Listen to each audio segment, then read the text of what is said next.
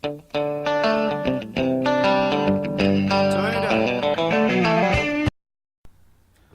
good, YouTube? Welcome to the show. This is Joe from TeamPlusOrBust here with another diving into the meta for you. This week, I wanted to talk about Netdecking versus Originality, which is a big conflict a lot of players in the game today have. I know it's a big conflict for myself. I always want to go for Originality, but it's very hard to do with the way the card game works today. So, we'll start off with Netdecking. I don't think Netdecking is as bad as a lot of players seem to think it is, because of the limited amount of good decks that there are out there. You can't just take a random deck and expect to top with it. The biggest thing is, like, there's a top, like, probably 4 or 5 decks that are incredibly competitive right now. Being, you know, Wind-Ups, Dark World's always competitive, Samurais, Dragon Chaos, stuff like that. Dying Rabbit, things like that, things along that line. I don't think you can seriously not net deck. It's not necessarily net deck, but you need to have a core of cards that are generally the same in every one of those decks. Of course, being specific to themselves. So I think what a lot of people look at as net decking isn't as much as you would think, because if you don't have one of those decks, you're not going to top nearly as much, or even win at all, top at all, because of the limited amount of great cards in this game. And going further into that, I'd like to think that Originality doesn't necessarily need to be a completely original deck that nobody has ever seen before. I think that you can look at changing a few cards nowadays as Originality while sticking to the basis of a certain deck type or a certain archetype, because without that core, you're not going to do well. And I think a couple tech choices in there could be considered as a very unique original deck. 1 or 2 tech choices, you know. My biggest pet peeve is if a deck wins a regional or tops or does anything, if it's out of nowhere, you know, not a mainstream deck, people seem to buy. Just because somebody else is winning with this deck or with these cards doesn't mean that you as a player will. It could be very specific to their play style. They could cheat, which, I mean, isn't unheard of by any stretch.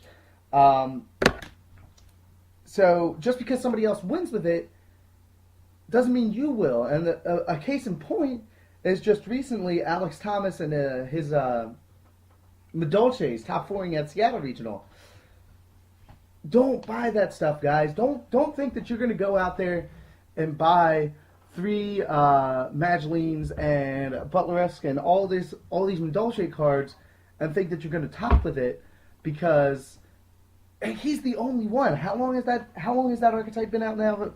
For months, and the only person to top with it could have been by a fluke, could have been cheating. I'm not disrespecting him at all, not, you know, downing him at all. I'm just want to put it out there for everybody that doesn't mean you're going to win a game. That doesn't mean you're going to win a match. That doesn't mean you're going to top at a regional. So I really don't think that with that you're going to top. It's absurd to think that any amount of cards you can pick up is going to top. I remember when Chaos Piper topped at YCS Dallas, maybe? I don't know. But people, imagine, Mystic Piper went up to $30 a piece, and everybody that had 3 was like, "Oh, this is badass!" Like, I mean, that's awesome. But basically, I mean, I'm going off on a tangent. I don't think that you can do that and hope to be successful, especially if you do that every time something absurd tops. Like, I understand wanting to be original, wanting to have that diversity.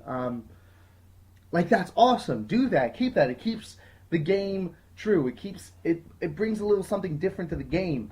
I mean, I'm sure as you viewers as much as me hate going to a tournament and playing 9 rounds and hitting 6 wind-ups. I mean, it's not cool, but granted, those are the decks that are topping. So, I don't know. So now we'll move on to originality, which is my favorite thing. I don't necessarily want to top, although, I mean, granted, it is the ultimate goal. The ultimate goal is to win, top, get your invite, go to nationals, do all that fun stuff. But I like coming in with something out of the blue, not necessarily out of the blue, but something different, man. I mean, I went to the past regionals, if you guys want to check out our other video, with a counter fairy, anti-spell fragrance deck that I upset a lot of people with that deck, and I think that's one of the best feelings, rather than just beating somebody, but having somebody sit there, you play a card, and they go shuffle through their hand, and it's just, you know, it's frustrating for them, because, yeah, you don't expect that. You don't expect that. And I think with originality, a certain degree, I mean, granted, you'll have to balance it out. It comes with a certain shock factor, a certain surprise factor that can inadvertently give you an edge in a match. Granted, they could be running the most crisp running or wind-up deck, most crisp running Sam deck, and be completely blindsided by this, giving you a slight advantage. Now, granted, you need to be, if you're going that route, you need to get something with your playstyle. Me, I'm a huge conservative player. I like to have back row. Stun decks are my favorite kind. I'm not real aggressive. I like to be able to keep field presence and keep cards in my hand. It's a big thing for me. So when you're deciding on what you want to build, whether it's net decking or something completely original, you have to think with your playstyle in mind, or else it's going to be a horrible, horrible fail. You're not going to get the results you want. So yeah, all in all, guys, like, give me some views. What you guys think on net decking versus originality? Like I said, I don't think net decking is a bad thing. I really don't. But a lot of people do, and I think it's a huge misconception. So, like I said, guys, thanks for watching. I know I like to go off on rants and stuff. Give us some input, feedback. We love, love, love to hear from you guys. Thanks for watching. This is Joe from TeamPlusOrBust signing out.